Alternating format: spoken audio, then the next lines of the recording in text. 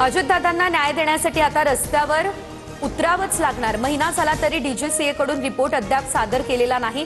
घातपाताच्या संशयावरून विकास लवांडेंसह सुनील माने यांचं तपास यंत्रणांवर बोट। भाजपच्या नवनिर्वाचित प्रदेश कार्यकारिणीची उद्या पहिली बैठक। प्रदेश अध्यक्ष रवींद्र चव्हाणांच्या अध्यक्षतेत बैठक होणार। नवनियुक्त पदाधिकाऱ्यांसोबत संवादही साधला जाणार।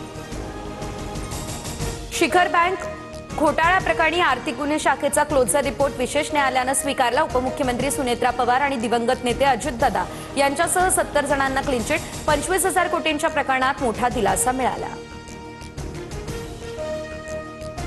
बीडमधील महादेव मुंडे हत्या प्रकरणी संशयितांच्या नार्को आणि ब्रेन मॅपिंगचा रिपोर्ट कोर्टासमोर सादर होणार नाही। प्रकरणात आतापर्यंत 150 जणांचे जबाब नोंदवले। 6 जणांची नार्को आणि ब्रेन मॅपिंगची चाचणी। नागपूरमधल्या पेपर फुटी प्रकरणात बोर्डाकडून मोठा खुलासा। 11 वाजेचा पेपर 10:37 फुटला। बोर्ड अध्यक्षांची कबुली। आतापर्यंत 2 मुख्य सूत्रधारांसह एकूण 8 आरोपी अटकेत।